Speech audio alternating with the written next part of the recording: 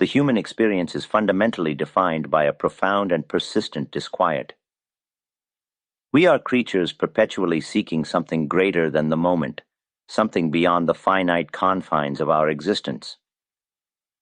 This seeking, this spiritual restlessness, is not a mere psychological condition, but the foundational theological premise of human life, eloquently articulated by the greatest mind of the early church, St. Augustine of Hippo. He opens his immortal spiritual autobiography with an aphorism that pierces the core of the Christian understanding of humanity. You have made us for yourself, O Lord, and our heart is restless until it rests in you. This single sentence encapsulates the entire geometry of the soul, mapping our internal geography onto the transcendent reality of our Creator. The theological weight of this statement lies in its twin concepts: divine creation and inherent human disquiet. We were engineered for intimacy with God, and therefore any reality that falls short of the infinite cannot possibly satisfy the deepest craving of our being. The restlessness is not a flaw in the design. It is rather the built-in purposeful mechanism that compels us toward our source. If the human heart were satisfied by wealth or comfort or temporal success, we would never lift our eyes to the eternal. Our dissatisfaction with all finite goods, our jobs, our possessions, our relationships when they become idols, serves as a continual, urgent spiritual call. It is the divine echo within the creature, reminding us that we belong elsewhere. This perpetual disquiet functions as a spiritual compass, constantly pointing north toward the transcendent reality. Every feeling of emptiness following a worldly achievement, every realization that pleasure is fleeting is merely the compass needle vibrating, unable to settle because it has not yet reached its true magnetic pole. This is the foundational architecture of the soul, a divine instrument designed to seek and find its creator. To understand how this restlessness operates, we must analyze the anatomy of desire itself. Augustine offered a powerful physical metaphor for the spiritual life, stating plainly, "My weight is my love." This concept is crucial. Desire is not a peripheral feeling, but the fundamental gravitational pull of the soul. Just as a physical object moves according to its weight and the forces acting upon it, the soul moves according to its love. Love, in this context, is the driving force, the internal gravity that determines where the soul will ultimately settle. Every action we take, every choice we make, is a vector of the soul moving toward its perceived object of fulfillment. If we love money, our weight pulls us toward accumulation and avarice. If we love power, our weight pulls us toward domination and ambition. The direction of our life is simply the trajectory determined by the heaviest object of our affection. The nature of sin, therefore, is not a substance or an external force, but fundamentally a movement toward a lesser good. It is a spiritual misdirection of the soul's weight, a catastrophic failure of gravity. We take the infinite weight of our longing, which was designed to settle only upon the eternal, and attempt to place it upon a fragile, finite object. The result is inevitable breakage. The finite object, be it a relationship, a career, or a pleasure, is crushed under the sheer weight of the soul's infinite expectation, and the soul itself remains suspended, still restless because its true center has not been found. The true object of desire is the immutable, eternal God who alone possesses the stability and fullness necessary to bear the entire, limitless weight of human longing. This Augustinian anthropology finds deep resonance in the earliest scriptural accounts. The creation narrative establishes humanity as formed in the image of God. This image is not merely a physical resemblance, but an inherent spiritual link, creating a dependency relationship. We are reflections, and a reflection cannot find fulfillment by looking only at itself. It must look toward the original source. The psalmist captures this innate, desperate longing with profound poetic beauty, echoing the theme of the restless heart centuries before Augustine. Psalm 42 cries out, "As a deer pants for flowing streams, so pants my soul for you, O God." The deer is driven by a primal, unavoidable thirst. The soul is driven by an equally primal, unavoidable spiritual thirst. This is the Christian anthropological view. Man is a creature whose center lies outside of himself. We are inherently decentered, requiring a transcendent reality to complete our inner geometry. This concept prefigures much later existential thought, recognizing that the human condition is one of fundamental necessary alienation from the self until reconciliation with the source occurs. The restlessness, therefore, is sanctified. It is the engine of our spiritual evolution, the constant reminder that we are pilgrims, not settlers. The moment we feel perfectly comfortable and satisfied with the temporal world, we have likely lost our way, mistaking a roadside inn for the eternal home. If the foundational premise is the restless heart, the ethical framework that guides this heart is the doctrine of rightly ordered love.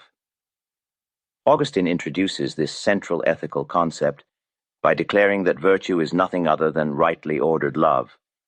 This is a revolutionary idea, shifting the focus of morality from a simple list of rules to the internal disposition of the soul. Virtue is not merely doing the right thing, it is loving the right thing in the right way with the right intensity. The soul must be capable of an objective and impartial evaluation of all created things, loving them not arbitrarily, but in the correct sequence, according to their inherent worth and their relationship to the supreme good. This requires spiritual discernment, a clarity of vision that recognizes the hierarchy of being. Vice, consequently, is defined as the opposite of virtue, a love that is fundamentally misdirected, deficient, or excessive. We fail when we love what should be loved less with a greater intensity, or when we fail to love what should be loved supremely. Consider the person who loves their career with the intensity due only to God. They sacrifice their family, their health, and their moral integrity for professional advancement. This is not a failure of effort, it is a failure of ordering. The good of career advancement has been elevated to the status of the supreme good, leading to spiritual and relational collapse. The most critical element in establishing rightly ordered love is the distinction between enjoyment and use. This is perhaps Augustine's greatest contribution to ethical philosophy and theology. He distinguishes between enjoying, which means loving something for its own sake, resting in it as the ultimate end, and using, which means loving something as a means to a greater end. The only object to be truly enjoyed is God, the supreme good, the ultimate source of happiness and rest. God is the end toward which all movement is directed. To enjoy God is to find complete satisfaction and eternal dwelling in the divine presence. All created things, Augustine argues, including our neighbor, our family, and even our physical self, are to be used. This does not imply exploitation or cold calculation. Rather, it means they are loved as means that lead the soul toward God. We love our neighbor because God commanded it, and loving our neighbor correctly is a path toward loving God more fully. Sin is the fundamental, catastrophic error of ordering, enjoying what should only be used, or using what should only be enjoyed. When we enjoy a created thing, we treat it as an ultimate end, committing the spiritual crime of idolatry.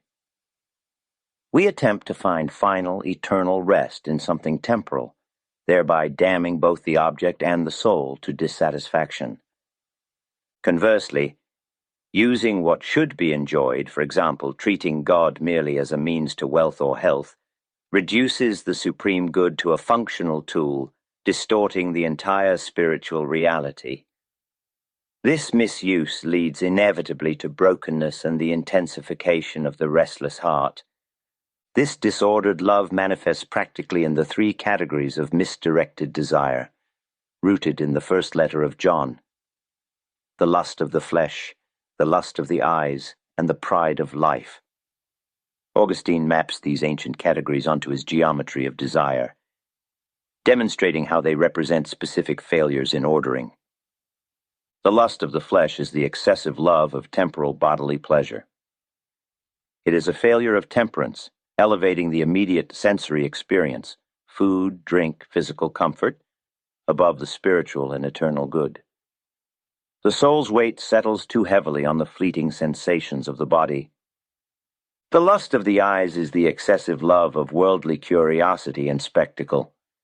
It is the desire for novelty, for seeing and experiencing everything the world offers, often for no purpose other than intellectual or aesthetic consumption. This is a failure to look toward the eternal, spending the soul's precious attention on the trivial and distracting. The pride of life is the most destructive, representing the excessive love of self, power, and human praise. This is the failure to submit to the supreme good. The soul attempts to make itself its own ultimate object of enjoyment, turning inward and away from God. This is the root of all spiritual disorder, as it attempts to reverse the hierarchy entirely, making the creature the creator of its own truth and value. Augustine's analysis establishes a spiritual geometry where love is meticulously mapped onto a hierarchical reality. To be holy is simply to have one's loves correctly aligned, pointing everything toward the ultimate source of being. We can add a philosophical layer to Augustine's thought concerning the nature of desire itself, specifically in the social sphere. Desire is often fundamentally imitative or mimetic. Human desire is rarely a linear relationship between the subject and the object. Instead, it is a triangular relationship mediated by the desire of another person, often a rival. We do not simply desire a prestigious car. We desire the car because our neighbor or our cultural model desires it, thereby conferring value upon it. The object itself becomes secondary to the rivalry inherent in the desire. This imitative desire explains the perpetual restlessness experienced in the social sphere. We are perpetually coveting the object desired by a rival, and this rivalry prevents any possibility of genuine rest or contentment. If my happiness depends on possessing what my rival possesses, then my happiness is entirely dependent on my rival, binding my soul to him in a destructive cycle. The restlessness is magnified exponentially because competition by its nature is endless. Augustine's solution of rightly ordered love reorients this destructive triangle. By making God the direct, non-rivalrous object of supreme enjoyment, all other human relationships are stabilized. When God is the ultimate end, created goods are appreciated for their inherent finite worth, divorced from the competitive desires of the neighbor. The rivalry dissolves because the true weight of the soul has settled upon the object that cannot be possessed exclusively or competitively. The restless heart finds its most profound philosophical expression in Augustine's exploration of the paradoxical nature of human time. He grappled with the mystery of time with astonishing depth, posing the famous question, "What then is time? If no one asks me, I know. If I want to explain it to a questioner, I do not know." This paradox arises because the past does not truly exist, for it has passed away entirely. The future does not exist either, because it has not yet arrived. The only mode of existence is the present, yet the present is perpetually fleeting, constantly slipping away, becoming the past the very instant we perceive it. The paradox of time is that its very existence depends upon its tendency toward non-being. We cannot measure the present because it has no extension. We only measure the duration of objects or events passing through the present. This realization led Augustine to shift his focus from external time to internal consciousness. The core concept is that time is not an external, physical measurement like meters or kilograms, but rather a phenomenon of human consciousness. Time is experienced as a stretching of the mind. It is the way the soul apprehends reality. Augustine proposes that there are three modes of the present, all existing simultaneously within the mind. There is the present of past things, which is memory. There is the present of present things, which is attention. And there is the present of future things, which is anticipation or expectation. When we are experiencing a long duration, such as reciting a psalm, We are not measuring the external physical passage of time, but the extension of our mind. We hold the memory of the words already spoken. We attend to the word being spoken now, and we anticipate the words that are yet to come. The entire experience of duration is this continual mental stretching. This constant stretching, or distension of the mind, is the philosophical core of the restless heart in the temporal world. The soul is perpetually pulled taut between the weight of memory, often filled with regret, sorrow, or attachment to what is lost, and the pull of expectation, often filled with anxiety, hope, or fear of what is coming. The temporal world is thus inherently a world of spiritual pain, because the mind is never at rest in a stable, unified moment. It is always fragmented, torn between what was and what will be.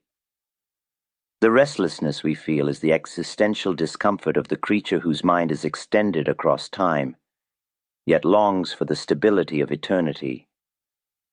This human condition of temporal stretching stands in stark contrast to the nature of God. God exists in an eternal present moment, a standing now where there is no past or future. For God, all of history is simultaneously and perfectly present. This divine eternity is the ultimate rest the soul craves.